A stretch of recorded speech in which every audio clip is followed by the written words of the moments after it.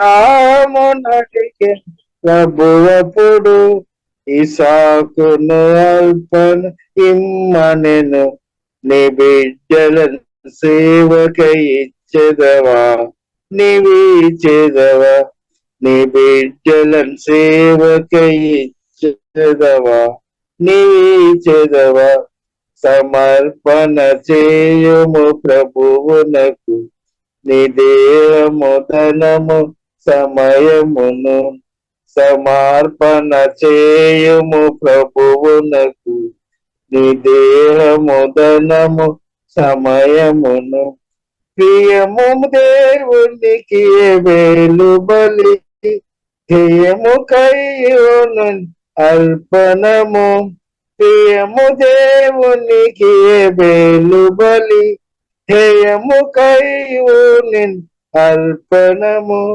కలంకము కలుషం అంత నీవిచ్చెదవా, నీవిచ్చెదవా. సమర్పణ చేయుము ప్రభువునకు నీ దేహము ధనము సమయమును. సమర్పణ చేయుము ప్రభువునకు నీ దేహము ధనము సమయమును. 5 రొట్టెలు చేపలు 2, 5,000కు ఆహారముగా. 5 రొట్టెలు చేపలు 2, 5,000కు ఆహారముగా. అర్పించిన బాలుడి కంటివెల, అర్పించిన బాలుడి కంటివెల. అట్లిచ్చెదవా, అట్లిచ్చెదవా. సమర్పణ చేయుము ప్రభువునకు నీ దేహము ధనము సమయమును. సమర్పణ చేయుము ప్రభువునకు నీ దేహము ధనము సమయమును. ప్రభుని ప్రేమించిన పేదరలు పశులు రాండి కానుకగా. ప్రభుని ప్రేమించిన పేదరలు కసులు రెండి కానుకగా. జీవనమంతయు దేవునికిచ్చన్, జీవనమంతయు దేవునికిచ్చన్. నీవిచ్చెదవా, నీవిచ్చెదవా. సమర్పణ చేయుము సమయమును నీ దేహము ధనము సమయమును. సమర్పణ చేయుము ప్రభువునకు నీ దేహము ధనము సమయమును. నీ దేహము దేవుని ఆలయము, నీ దేవుడు మలచిన మందిరము.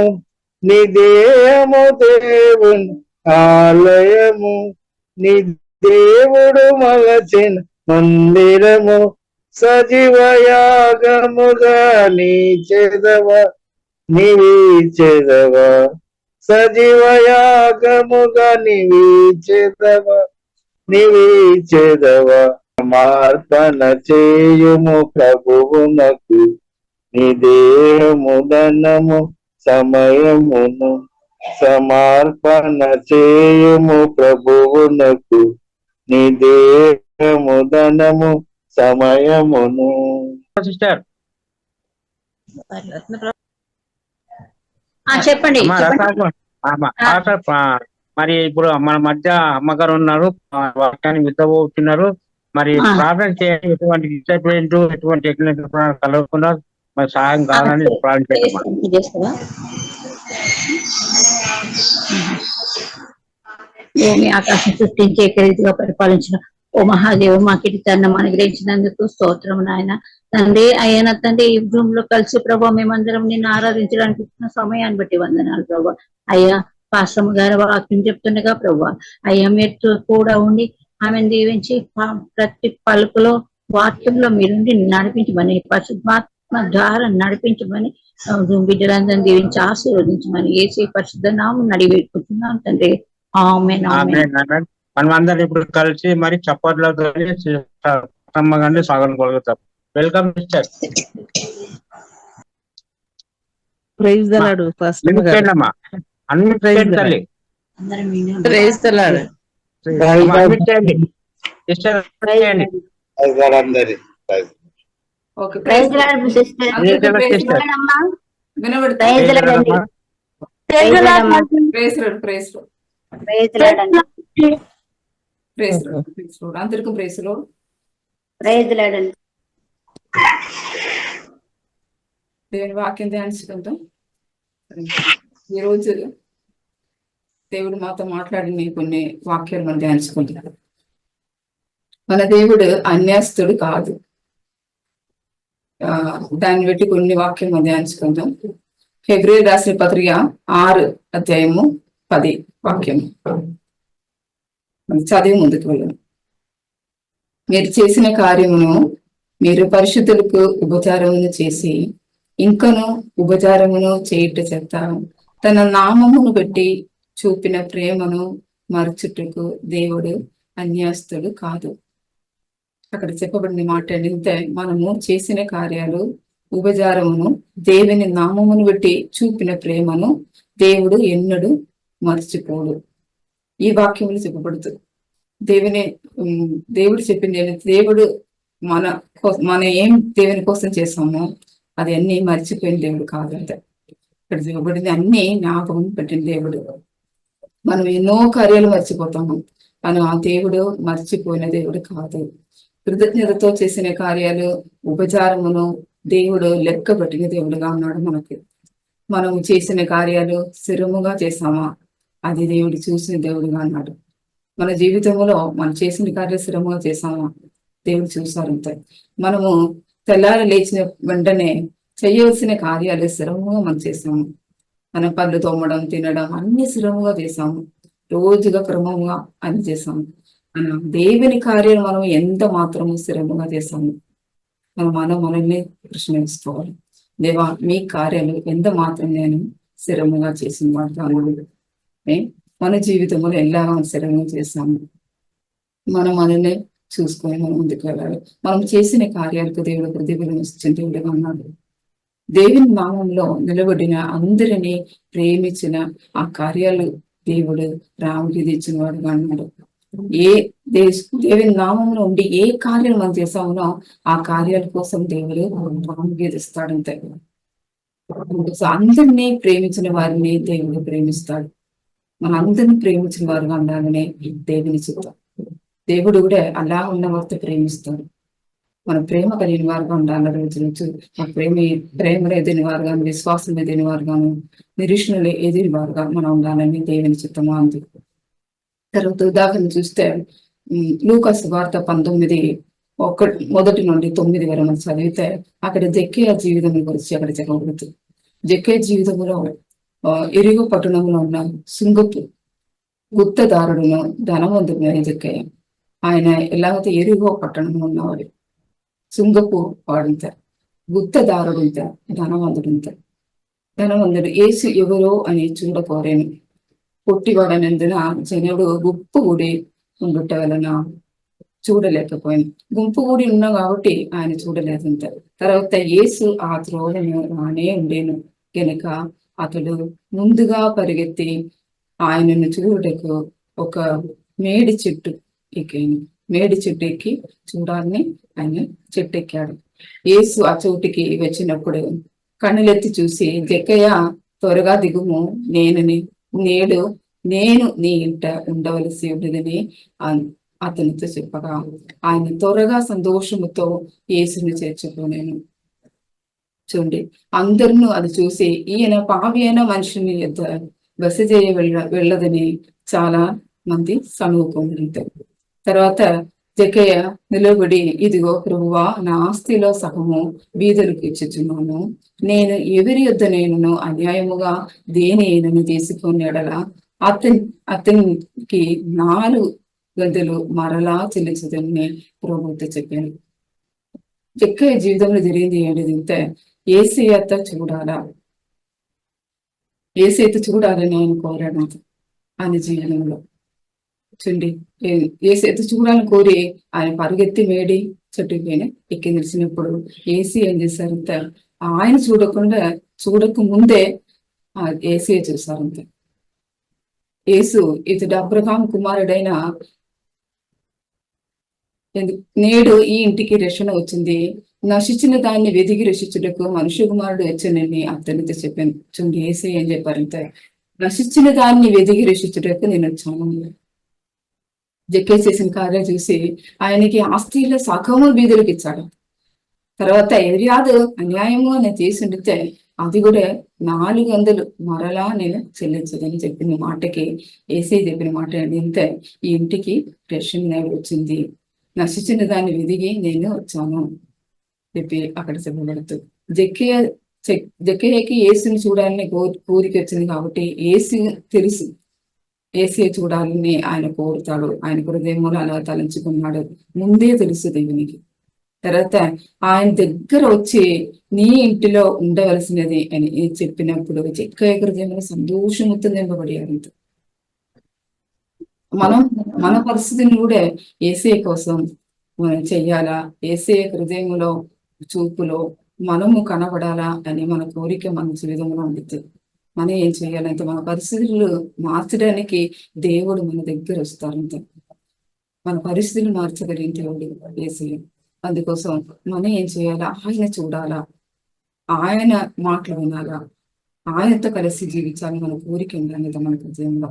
ఏసీ కోసం మనం చేయాలి, ఆయన ఏసీ హృదయంలో మనం ఉండాలా, ఆయన చూపులో మనం ఉండాలా, మన కోరిక కలిగిన వారుగా ఉండాలంతే.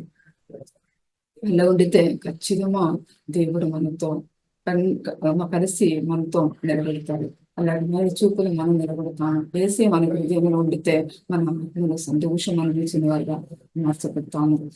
దగ్గర వచ్చిన తర్వాత ఆ ఏసీ చెప్పిన మాట వింటున్న దగ్గర నేను నీ ఇంట బస చేశాను చెప్పారు. ఆ చెప్పిన ఒక్క మాటలో ఆయన హృదయ సంతోషంతో నింపబడినంత ఏసీ ఉండితే ఖచ్చితంగా ఆయనకు సంతోషంతో నింపబడిన వారిగా నిలిచిపెడతాము. అలాగా సంతోషం చెప్పింది పరిశుద్ధాత్మక ఫలం సంతోషం. రోమిలికి రాసిన పత్రిక 14వ అధ్యాయంలో 17 వాక్యం చెప్పబడింది ఏంటంటే దేవుని రాజ్యము భోజనమును ఆనందము కాదు, నీతియు సమాధానమును పరిశుద్ధాత్మయందలి ఆనందమునే ఉన్నది. జక్కయ్యకు సంతోషం కలిగజేసిన యేసయ్య జక్కయ్య పాపములో వృధైన వాడు కాబట్టి హృదయంలో సంతోషం అనుభవించలేకుంటున్నాడు.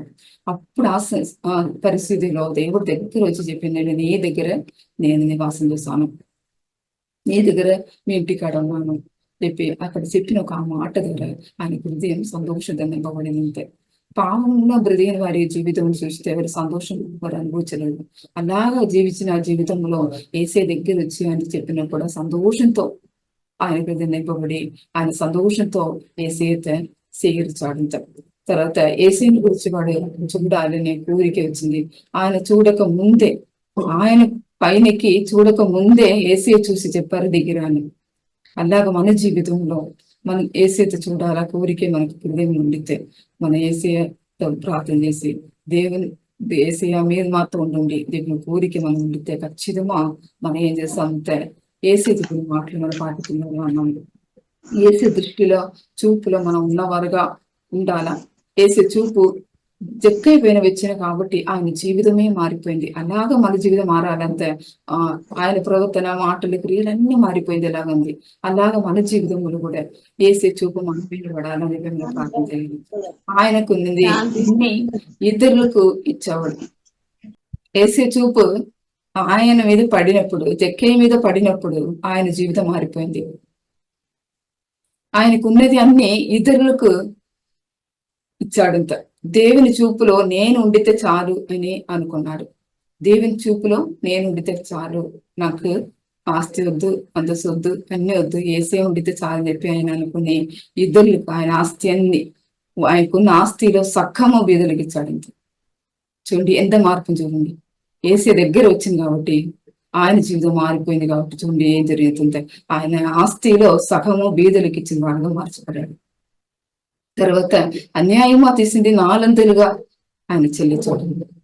అలాగా మనం ఇచ్చిన వారుగా ఉండాలి. ఏసీ చూపు పడిన వారి జీవితం మారిపోతూ ఏసీ చూపు కోసం ఎన్నో మంది జీవితంలో చూస్తే ఏసయ్య మీ చూపు నా పైన పడండి చెప్పి చాలా మంది కోరుతారు. మన ఏసయ్య దగ్గర కూడా రాకుండా దగ్గర రాలేదు. ఇంత చాలా గుంపు ఉంది కాబట్టి దగ్గర రాలేదు.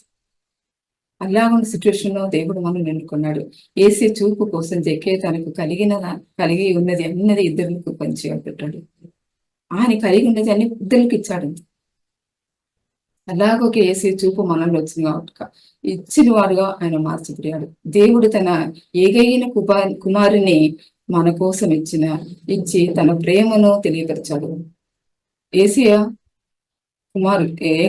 దేవుడు తన ఏకైన కుమారుని మనకిచ్చాడు. ఇచ్చి తన ప్రేమను కనపరిచాడు. అలాగున్న దేవుని పిల్లలమైన మనము ఎంత మాత్రం ఇచ్చేవారుగా మార్చబడతాము. జక్కే జీవితంలో ఏసీ చూశాడు. ఏసీ చూసింది కాబట్టి ఆయన ఆస్తి సగమే ఇచ్చి చూసింది.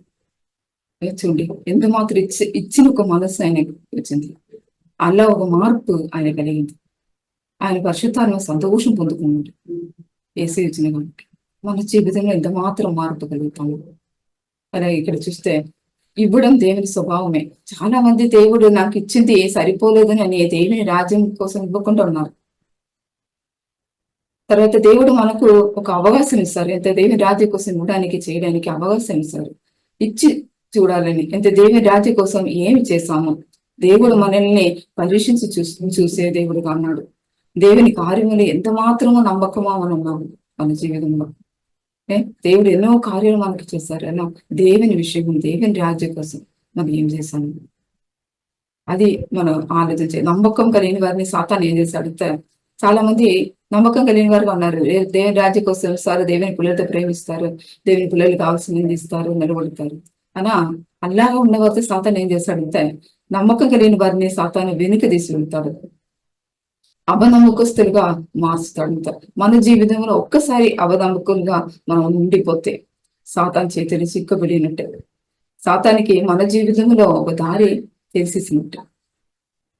అయితే అబనమ్మకం ఒకసారి సాతాను చేతికి చిక్కింది, అబనమ్మకమో మనం మారిపోతాము మన జీవితంలో.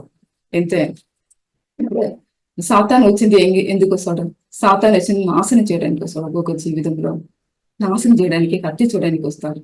సాతాన్ని చోటు ఇవ్వకుండా మనం నమ్మకస్తురాలుగా ఉండాలని దేవుని చిత్తం. దేవుని ముందు మనము మన నమ్మకస్తులుగా ఉండాలి. మన జీవితంలో మనం దేవుడు ఏమి ఇచ్చారో అది ఇద్దరిని కూడా పంచుకునే వారుగా మనం ఉండాలి.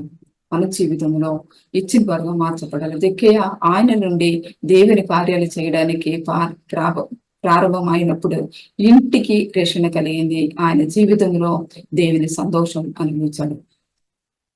ఆయన ఇచ్చిన వాడుగా మార్చినప్పుడు ఆయన ఇంటికి రక్షణ కలిగింది. తర్వాత దేవుని సంతోషం ఆయన అనుభవించిన వాడుగా మార్చగలడు. తర్వాత దేవుని గురించి విన్నాడు, దేవుని చూడాలని ఆశపడాడు. అందుకోసం దేవుడు గొప్ప కార్యాలు ఆయన జీవితంలో చేశాడు. దేవుని యథార్థంగా చూసేవారు ఇచ్చిన వారుగా మార్చబడిన వారుగా ఉన్నాము. యథార్థంగా చూసిన వారు మట్టుమే ఇచ్చిన వారుగా మార్చబడతారు. ఎంత దేవుని కార్యాలు అలా ఉంది. అందుకోసం యోగా సువార్త చూస్తే యోగాను 6వ అధ్యాయమున 1 నుండి 12 వరకు ఒక చిన్న అబ్బాయి గురించి అక్కడ చెప్పబడుతుంది. చిన్న అబ్బాయి తాను తీసుకొని వచ్చిన 5 ఇవ్వుల రొట్టెలను 2 చేపలను వేసి చేతికి ఇచ్చేయాడు. అది 6,000 మందికి ఆశీర్వాదంగా మార్చాడు. ఆయన చేతిలో చిన్నది 5 ఇవ్వుల రొట్టెలను 2 ఇది ఏసీ చేతికి ఇచ్చారు. ఎందుకోసం ఇచ్చారంటే ఈ 5,000 మందికి పంచిపెట్టడానికి. తర్వాత ఆ చిన్న అబ్బాయి ఏసీఆ చేసిన అద్భుతములను చూడాలని, ఏసీఆ చెప్పిన మాటలు వినడానికి ఏసీతో పాటు నడిచినవాడు, ఏసీతో పాటు ఉన్నవాడు. రోజు ఏసీ మాటలు వినాలి, ఏసీ మాటలు విని నేర్చుకోవాలని ఏసీతో పాటు రోజు ఉన్నాడు.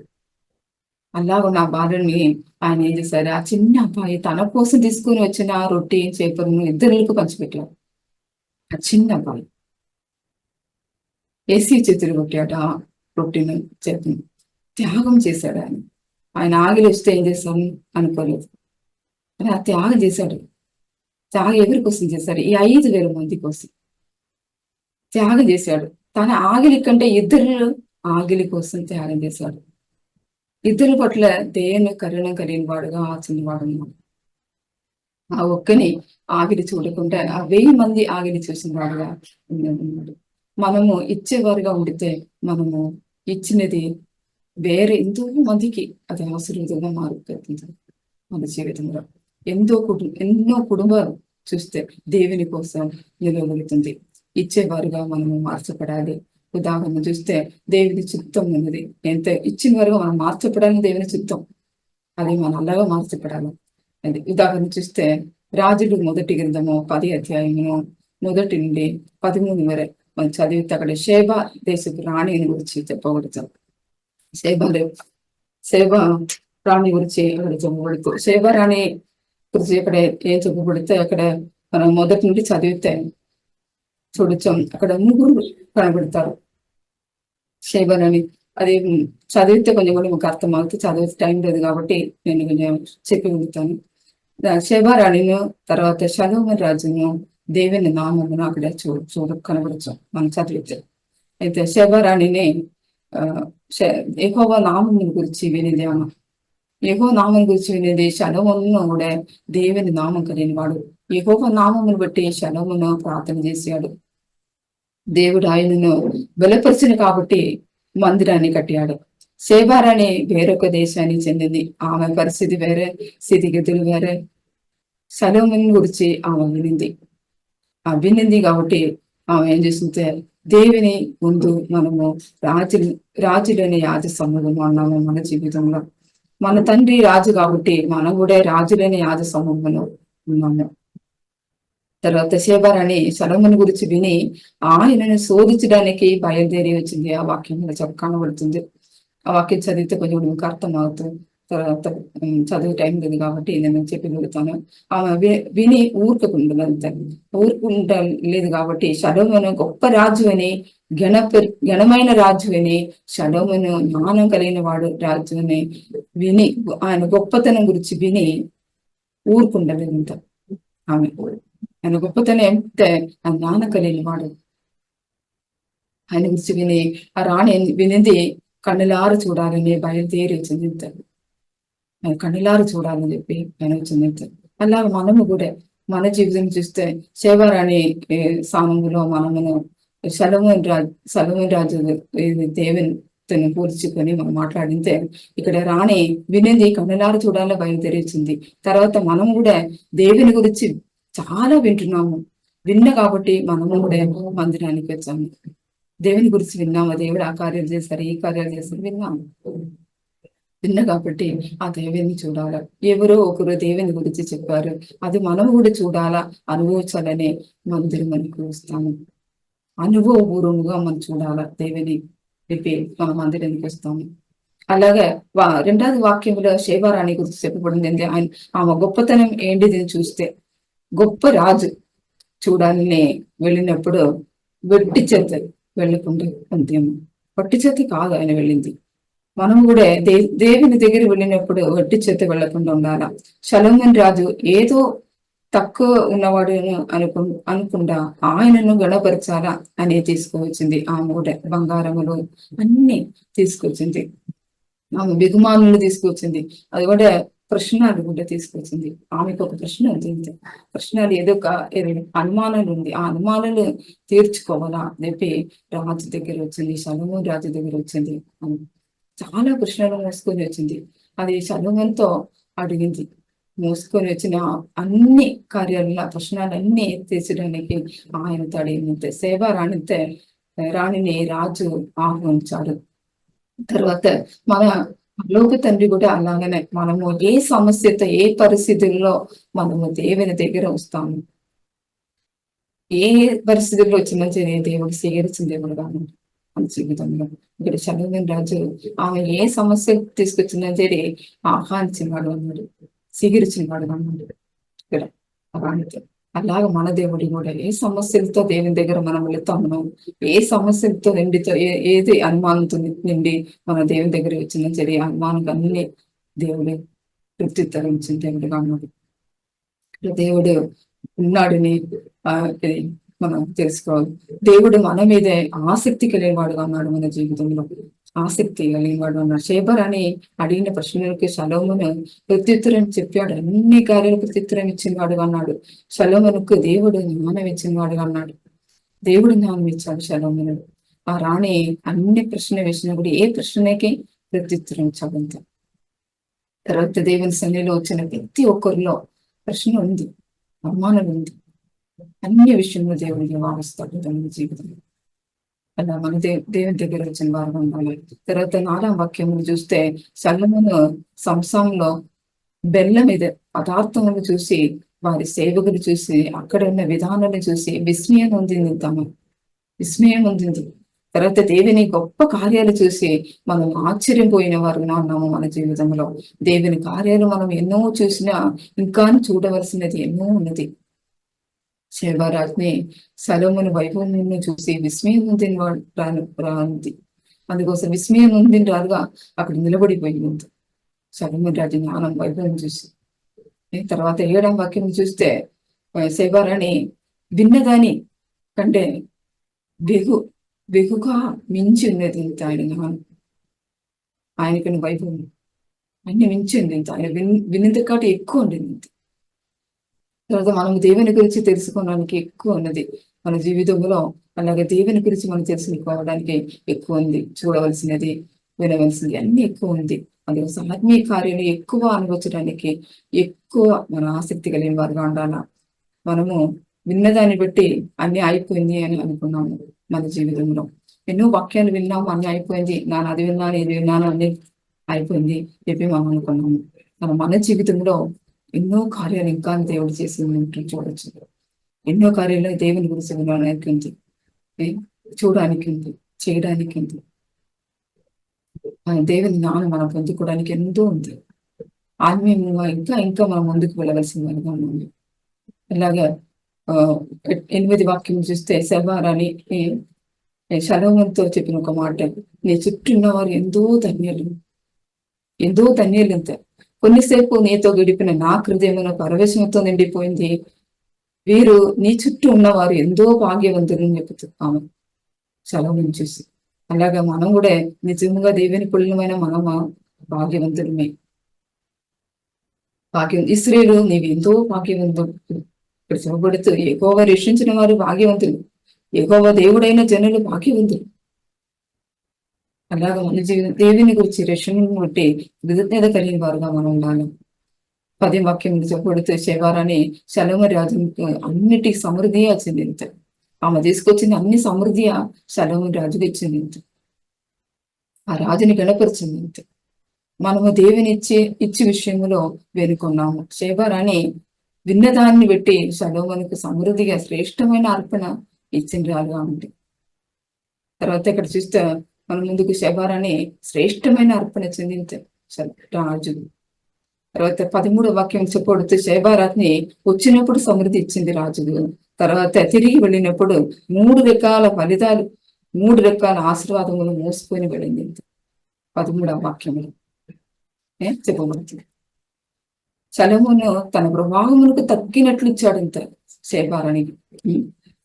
రాజుగా ఉన్న ఆయన అనుకుంటొచ్చాం, నిసారమైన ఒక రాణి నాకు ఇంతగా తీసుకువచ్చితే నేను రాజును, ఇక్కడ దేవుడు ఆశీర్వదించిన రాజుగా ఇక్కడ ఉన్నాను, మన దేవుడు కూడా ఇది ఆశపడగలను. అయితే ఇక్కడ నేను రాజుగా ఉన్నా కాబట్టి నేను ఎక్కువ అవ్వాలా ఆమె చెప్పి ఆయన అనుకున్నాడు. దేవుడు ఆశీర్వదించబడిన నేను ఎక్కువ అవ్వాలా, నిస్సారమైన ఒక రాణి నాకు కింద ఇస్తే నేను అది కంటే ఎక్కువ అవ్వాలని ఆయన ఆశపడ్డాడు. తర్వాత మన దేవుడు కూడా ఇలాగ మన జీవితంలో ఏం జరుగుతుంది, మన దేవుడు మన ఆశించింది కూడా, మన కోరింది కూడా ఎక్కువ వచ్చింది దేవుడు అన్నాడు. మన దేవునికి ఇచ్చి శోధించాలని దేవుడు ఆశపడతాడు. దేవుని కోసం ఇచ్చిన వారు ఉండాలి. మన జీవితంలో ఇచ్చి శోధించాలంత దేవునికి. మనం ఇచ్చి శోధించిన వారుగా ఉండితే ఖచ్చితంగా ఆశీర్వాదం పొందగలుగుతాం. దేవుడు మనతో చెప్పింది కూడా అదేదైనా. చాలా మంది ఇవ్వకుండా దాచిపెట్టి అది చేయాలా ఇది చేయాలా అనుకున్నారు. దేవునికి ఇచ్చి చూడు, మిమ్మల్ని అన్నిటినీ ఎలాగ గణపరిచుతానో మనం చూడగలుగుతాం. అన్నిటి విషయంలో గణపరిచిన దేవుడుగా ఉన్నాం. మన దేవుని కోసం ఇదే చేసామా, ఇదే ఇచ్చి ఉన్నామా, మన అన్ని విషయంలో గణపరిచిన వాడుగా ఉన్నాడు దేవుడు. తర్వాత శేబారాణి ఆమె కోరిన ప్రకారం ఇచ్చాడంత. తర్వాత ఆమెకి కోరికలన్నీ సెలవుని ఇచ్చిన వాడుగా అన్నాడు. ఆమె కోరికలన్నీ నెరవేర్చాడు. తర్వాత చెప్పింది దేవునికి మనం ఇచ్చి మనం శోధించాలా మన జీవితంలో. శేబరాన్ని ఇచ్చి శోధించినట్టు శేబరానికి అన్ని ఇచ్చి సొలొమోను రాజుని శోధించింది. అలాగే మనం కూడా దేవునికి ఇచ్చి శోధించిన వారు అంటారు.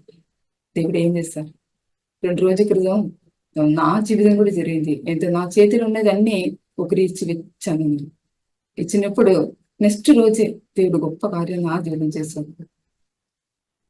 ఎందుకోసం ఈ మాట నేను చెప్తాను, ఇంకా నా జీవితం దేవుడు చేశారు. అందుకోసం ఈ మాట నేను చెప్తాను మీతో. ఇచ్చి దేవుని శోధించండి. దేవుడు అన్ని విషయంలో గుణపరుచుతాడు. మనం ఎంత ఇక్కడ సేవ రాణి ఆమెకి ఇష్టపడిన అన్ని ఇచ్చి పంపించాడు సొలొమోను రాజు. దేవుడు తన ప్రభావమునకు తగ్గినట్లు ఇచ్చే దేవుడుగా ఉన్నాడు. మన జీవితంలో అన్ని ఇచ్చే దేవుడుగా ఉన్నాడు. తన మహిమైశ్వర్యంలో ప్రతి అవసరం తీర్చని చెప్పి మాట ఇచ్చాడు మనకు. దేవుడు తన మహిమైశ్వర్యం నుండి మనకు ఇచ్చేవాడుగా ఉన్నాడు. రోజు రోజు ఇచ్చేవాడుగా ఉన్నాడు. మనకు కావాల్సిన ఏంటిదే అది ఇచ్చే దేవుడుగా ఉన్నాడు. తర్వాత మనకు కోరినది ఇచ్చే దేవుడు. మనము దేవుని అందు ఆనందించిన వారుగా ఉండితే మనకు వాంఛన నుండి తీర్చే దేవుడుగా ఉన్నాడు.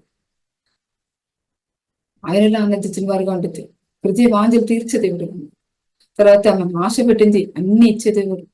అడుగు వాటి కంటే ఊగిచ్చి వాటి కంటే అంత్యదిముగా ఇచ్చే దేవుడుగా ఉన్నాడు. అత్యధిము అడుగు వాటి కంటే ఊగిచ్చి వాటి అత్యధిము వస్తాం.